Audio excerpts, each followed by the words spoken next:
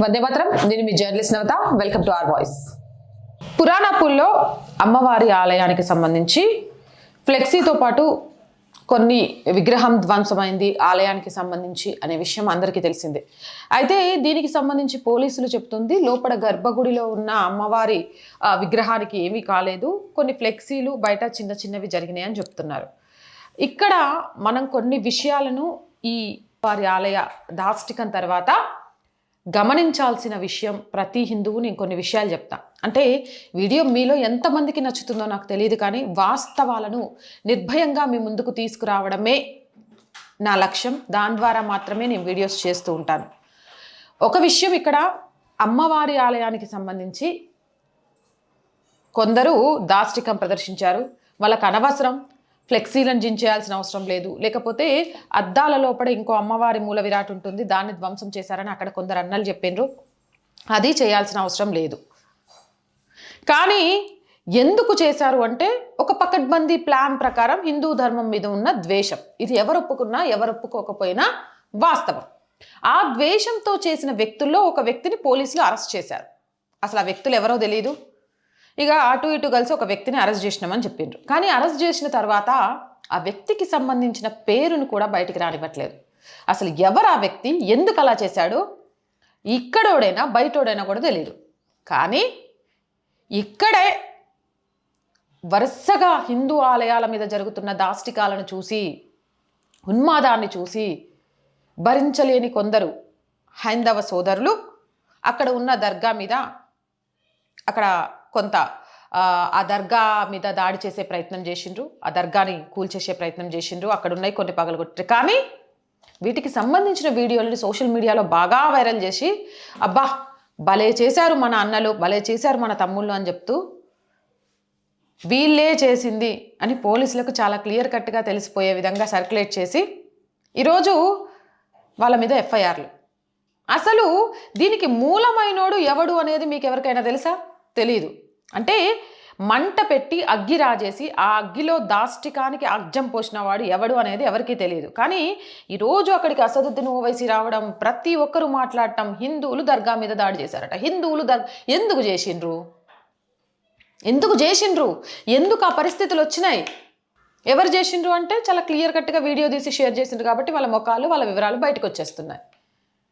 అంటే దీనివల్ల ఏం లాభం అంటే చేతులకు గాజులు వేసుకొని కూర్చోవాలక్క, ఊరికి వాళ్ళు ఆలయాల మీద దాడులు చేస్తుంటే మనం మౌనంగా ఉండాలా?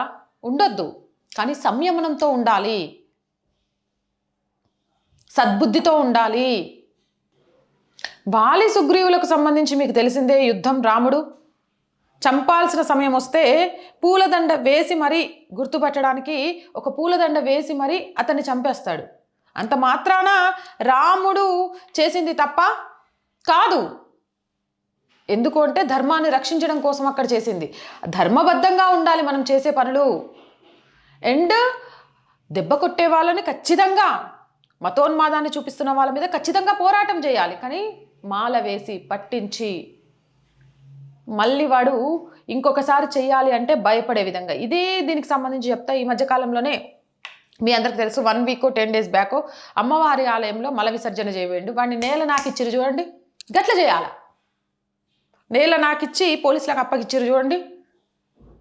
అండ్ నేను ఇంకో విషయం కూడా చెప్తున్నా, ఇలా పట్టుబడ్డ వాళ్ళందరూ కూడా చూడండి, ఆలయాల మీద దాష్టికాలు చేసి పట్టుబడ్డ వాళ్ళందరూ పిచ్చోడనే ముద్ర, ఇక్కడోడు కాదనే ముద్ర, వేరే స్టేట్ నుంచి వచ్చాడనే ముద్ర. అంటే వేరే స్టేట్లో ఉన్న పిచ్చోడు ఎత్తుక్కుంటూ తెలంగాణ వచ్చి, తెలంగాణ నుంచి హైదరాబాద్ వచ్చి, హైదరాబాద్ నుంచి అమ్మవారి గుడి ఎక్కడ ఉందని చూసుకొని అమ్మవారి గుడిలో దాష్టికాలు చేస్తున్నారు.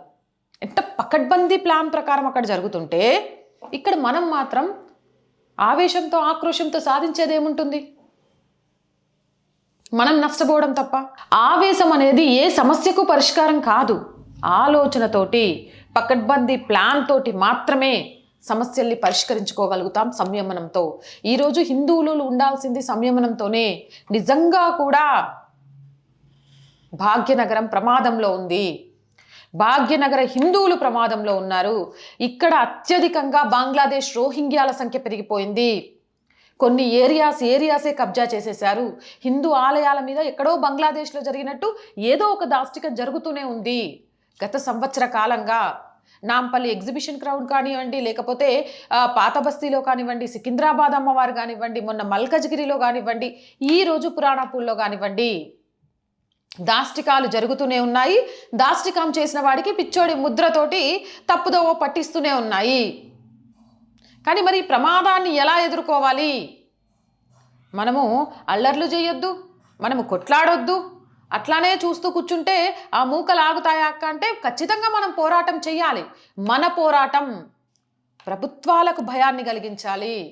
మన ఐక్యత ప్రభుత్వం తల వంచేలాగా చేయాలి. ఈరోజు దొరకబడ్డవాడి మతం ఏంటో, వాడి పేరేంటో ఎందుకు బయటికి చెప్పట్లేదు? దర్గా మీద హిందువుల దాడి, దర్గా మీద పలానా వాళ్ళు పేర్లతో సహా దాడి చేసిండ్రు, వాళ్ళ మీద ఎఫ్ఐఆర్లు. కానీ మరి అదే ఆలయం మీద దాడి చేసినోడు పేరు చెప్పడానికి ఏంది, వాడి మతం చెప్పడానికి ఏంది భయం? ఎందుకంటే వాళ్ళలో ఉన్న యూనిటీ. ప్రభుత్వాలు మెడలు వంచుతాయి, ఓటు బ్యాంకుతో ప్రభుత్వాలను కుప్పగూలుస్తాయి అని వాళ్ళకు తెలుసు. అందుకే ఈరోజు ప్రభుత్వాలైనా అధికారులైనా వాళ్ళ ముందు తలొగ్గుతున్నారు. ఆ ఐక్యత మనలో రావాలి. సంయమనంతో సమయం వచ్చినప్పుడు హిందుత్వానికి వ్యతిరేకంగా ఉన్న ప్రతి ఒక్కరిని నేలనాకించాలి. అంతేగాని ఆక్రోశానికి ఆవేశాలకు వెళ్ళి మన జీవితాలను, మనల్ని నమ్ముకున్న జీవితాలను అంధకారంలోకి చేయకూడదు.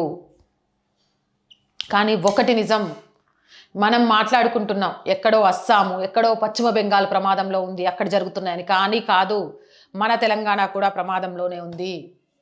ఈ మూక యొక్క దాష్టికాలు నానాటికి పెరిగిపోతున్నాయి. ఇక్కడ ప్రభుత్వాలు చూసి చూడనట్టు వదిలేస్తున్నాయి. ప్రభుత్వాలే బహిరంగంగా ముస్లింలు అంటే కాంగ్రెస్, కాంగ్రెస్ అంటే ముస్లింలని వాళ్ళకు మద్దతు ఇచ్చే విధంగా పలుకుతున్నాయి.